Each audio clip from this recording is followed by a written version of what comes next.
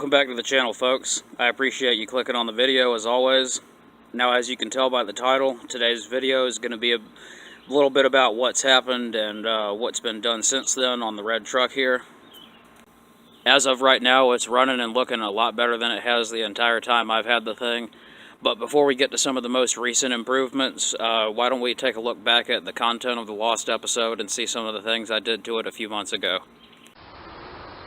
Welcome back to the channel, guys. Got a couple of cool updates to share with you on the old Ford muscle truck here. As you can tell, I put the bumper back on it the other day. It was bent up really bad. It was like sticking out probably about that far and had a big gap here. I just bent the thing with my own weight, braced up on a workbench of sorts, and this buckle, I heated it up and bent it back as good as I could, and I know it doesn't look too great, but believe me, it looks better than it did. It was sticking up a good couple inches, and I actually had to break down and buy some new parts.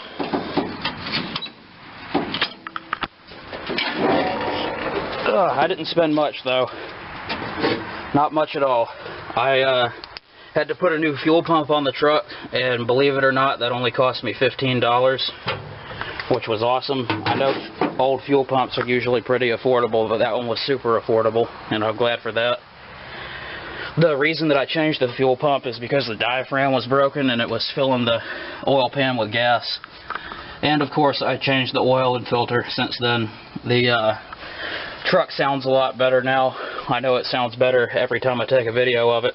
Another thing you guys will notice is that the 1 gallon fuel tank there is missing. It's no longer there. That's because it's actually running off its own tank right now. I got it double filtered because that's what you do with a dirty tank.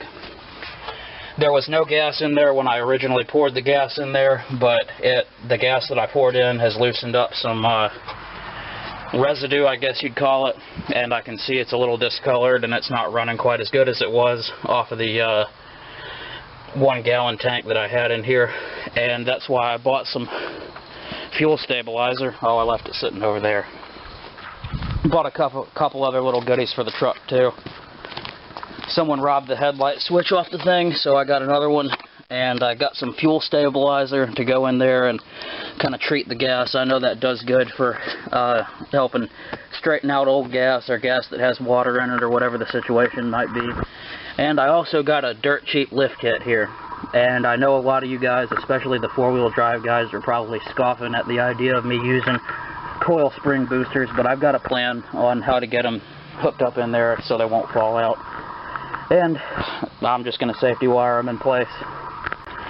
Also got some big tires for the back of the truck. They're just a little bit bigger than the ones on the front. I was getting kind of sick of the look of these old low-profile 50s. They're just fine for the Roadrunner and other smaller cars and larger cars. They're just not quite good enough for this truck, in my opinion.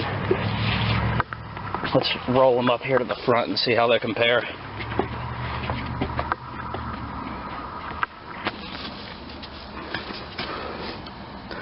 Yeah, it's got a good couple inches on the front, but that's fine. Let's see how it looks when we get everything on there. So yeah, what's going on in today's vid, we are going to put a headlight switch in the truck and hope that these two mismatched halogen and non-halogen headlights work. And we're going to put some bigger tires on the back of the truck, and there's a slight possibility that I might get part of the lift kit on tonight. And the truck is actually sitting level right now with the smaller tires in the back, and that leads me to believe it's going to be sitting up some when we finally do put the bigger tires on there. So there's a slight chance that I might take that shackle set back. We'll see. I doubt it, but like I said, we'll see. I'll get back to you guys in a minute when I got more to say. Yep, knew I was forgetting something. I forgot to mention that I've fixed all the vacuum leaks and stuff involved with the carburetor. It's got 2 new base plate gaskets, and this style of engine uses 2 base plate gaskets, one for the top of the spacer and one for the bottom of it. They were both pretty cheap, and unfortunately I wasn't able to find out why the other carburetor wouldn't idle very good. This is another 1.21 that I had laying around and cleaned it up, and it ran a little bit better, but not until I changed the jets out and the accelerator pump stuff for the one that I was already using. It was a little bit tedious, but I got it working better.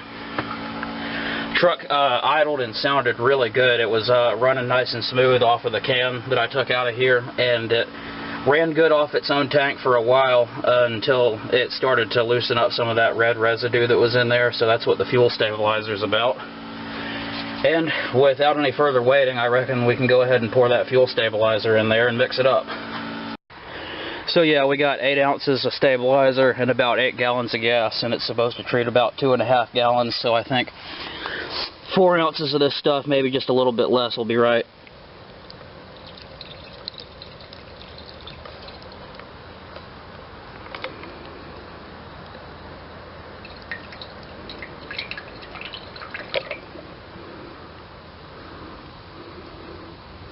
Alright, looks good to me. Time to mix it up. Alright guys, it got dark on me and I had to pick things up the next day.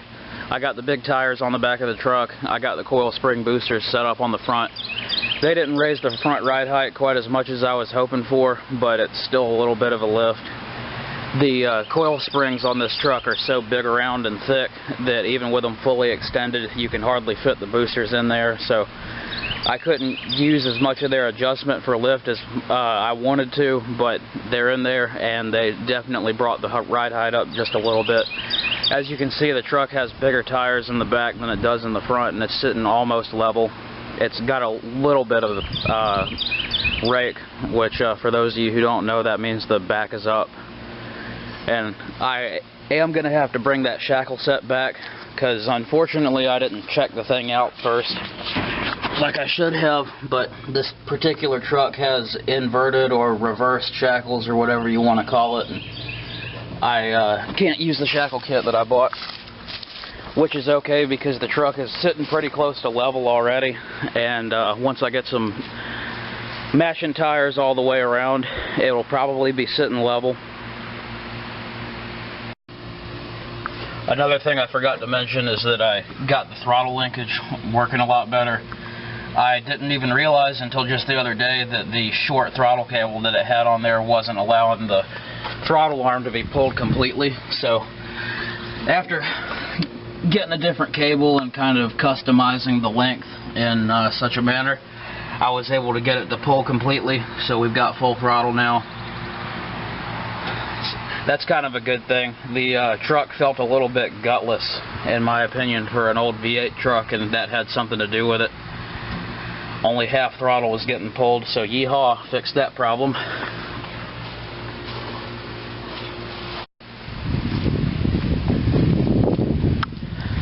Unfortunately, I haven't got the headlights working yet. I had to put a dimmer switch in the truck from one of my parts trucks, and I put the new headlight switch in there and had to grab an arm from my parts truck, and I don't have the hardware to mount the thing up properly, so I suspect that it just might not be grounded. Not totally sure yet, but they don't work quite yet. Getting there though. Here's a quick look at the coil spring boosters. They look like absolute crap in there, in my opinion. There's the safety wire that I was telling you guys about to keep them from flying out on hard bumps or potentially any jumps that I may do with the thing. And yeah, I'm thinking about jumping the truck. I'll give you a short little example of what I'm talking about here in the vid. For about 5 minutes, I felt as though I spent an hour in the gym as I'm constantly working behind the list of their location. And 2, Big Muscle is now on a quest to bring the world a little closer together, one hot rod at a time.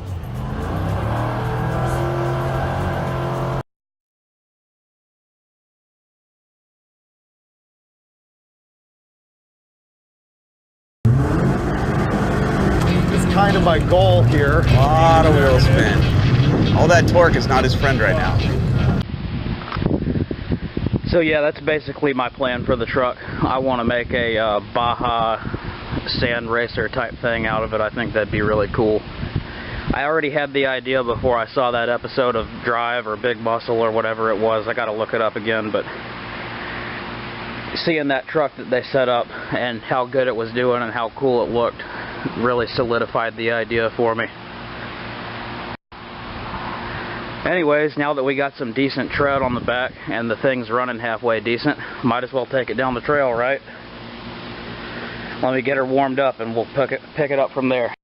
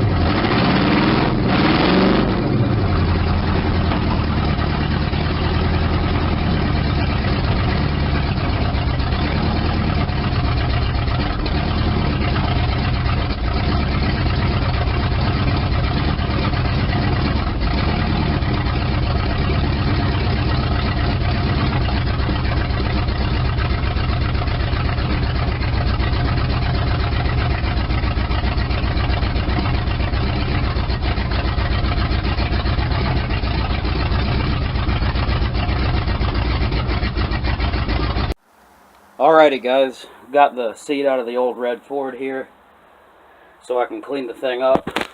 As you can see, it is right nasty under and behind the seat.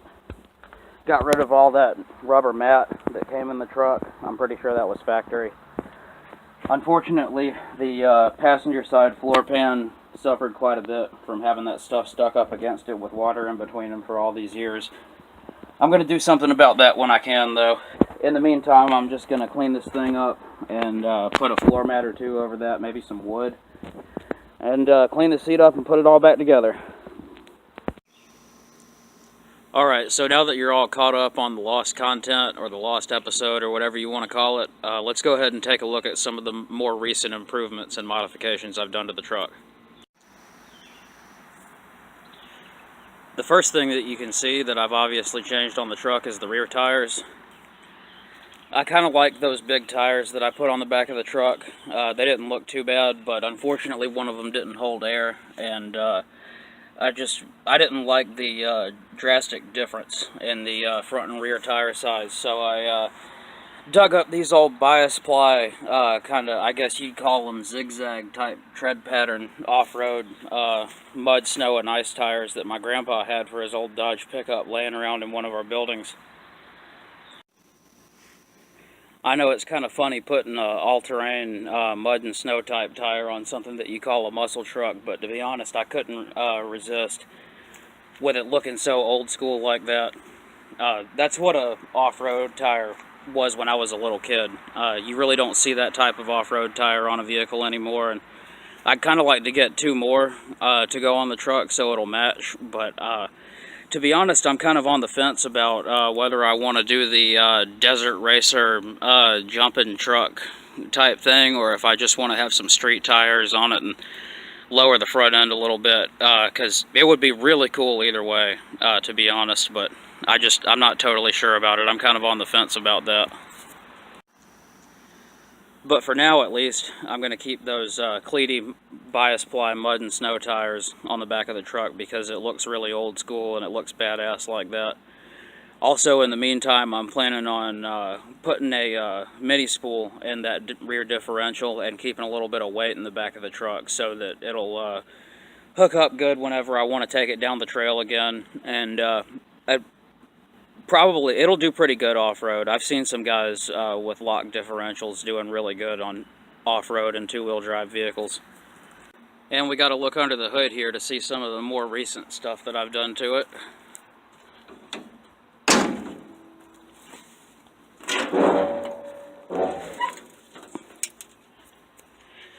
Unfortunately, I had to go back to the 1 gallon can here, and that was because the gas tank just had too much varnish and debris and stuff like that getting set loose in it, and I've got it plugged off right there, as you can see. And soon I'm going to buy a little electric fuel pump and pump the tank out and get some good clean gas in there so it'll run good off the tank. But in the meantime, this is what I'm working with, just 1 gallon under the hood. And it really sucks that I did have the thing running off of the tank for a little while before all that junk got loosened up and started to make the truck run like crap again. And unfortunately, I had just gotten it running good with one of my Motorcraft 2 barrels, and the junk that got all loosened up got in that carburetor. And after changing the carburetor more than 10 times, or not changing it, but having the carb off more than 10 times on this truck, I got sick of it and just put this basically brand new Holley 4 barrel on there that I've had laying around for one of my project cars for a long time. And the truck is running better than it has the whole time I've had it. And it's running way smoother, but it's still running a little bit rough, so I think that there's something going on with the ignition system. Obviously, one other thing that you can see that I've done is I've put exhaust manifolds back on it. If you look close under there, you can see there's a Y pipe and a cherry bomb in here now. And that's because the thing was just obnoxiously loud with headers. And yeah, it did sound good.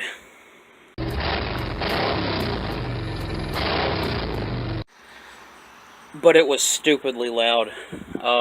And it was way cheaper to just take some exhaust off of my parts truck down in the end of the yard and slap that on here temporarily than it was to drive around with uncapped headers in my yard and not only piss my neighbors off, but piss myself off. It was giving me a migraine. It was bad. Man, am I really getting that old? I mean, I never thought I'd grow tired of the sound of uncapped headers. So there you have it, guys. Still too cheap. Too cheap. Still too cheap to get a proper air cleaner lid for the thing. But it's got a 4 barrel, a Y pipe, a muffler, exhaust manifolds, and a good old gas tank under the hood, just like it used to. Well, it didn't used to have the 4 barrel, but you know what I mean. That's what's new under the hood. Might as well start it up and see how it sounds, right? Oh, this hood's hard to shut.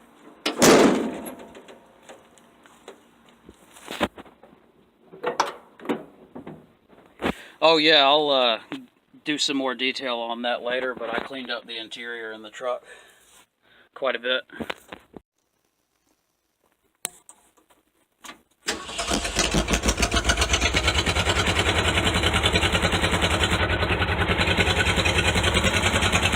It shakes a little bit. I hope there's nothing seriously wrong with the motor. I hope it just turns out to be an ignition problem, but it is missing kind of bad. I've seen it run smoother than this before though, so I think it's an ignition problem.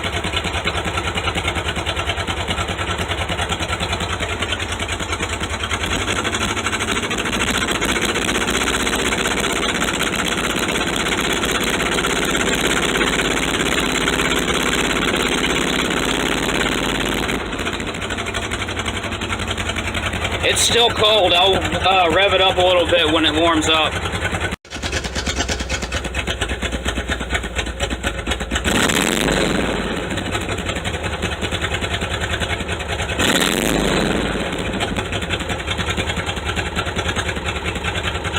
At least it's not backfiring on full throttle anymore.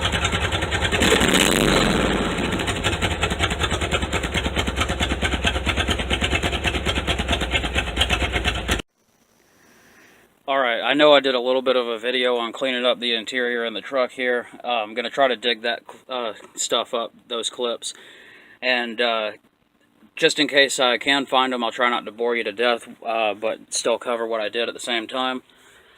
I actually made a little radio delete panel out of cardboard here. Just painted some black cardboard and stuck it in there behind the radio thing so it wouldn't look so bad.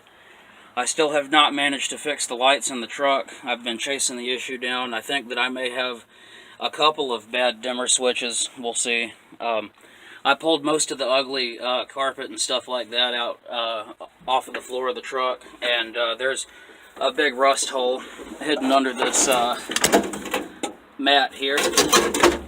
But reproduction floors for these trucks are cheap. I'll fix that mat in a little bit. I think I can get a new floorboard for this truck for about 60 or 80 bucks each side. 60 or 80 bucks each side. This place doesn't look like I cleaned it up back here, but I did. It was really nasty back here. There was a bunch of trash from one of the previous owners. Damn it, there goes my center caps full of tools and screws and stuff. Anyways, I cleaned the place up a lot in here, found some rust, and that's where it's at right now.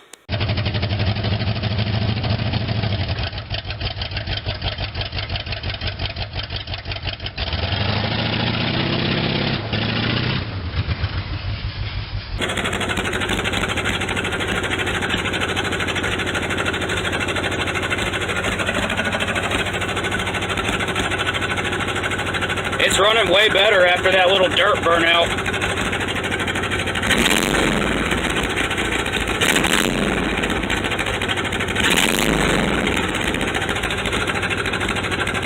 Probably just needs to be beat on a little bit.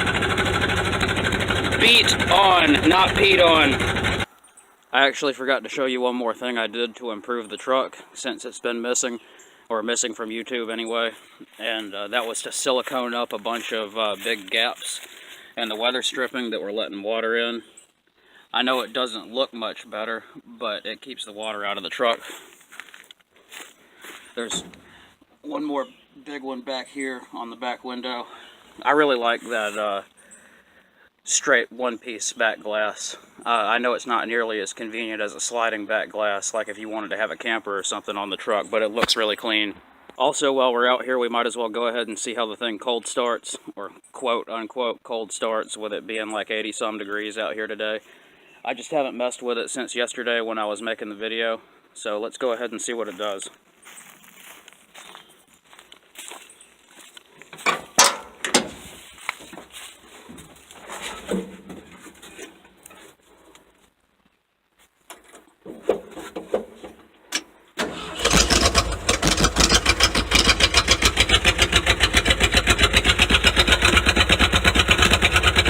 That was an excellent cold start, in my opinion.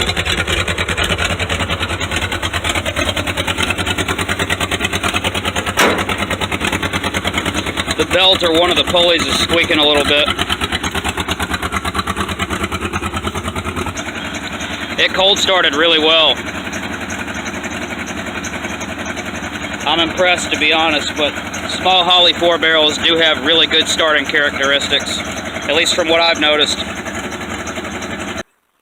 Well, folks, that's where the 75 F-100 muscle truck project is going right now. It's doing pretty good. I'm getting there little by little, and by there, I mean getting the thing functional and sounding good and running good.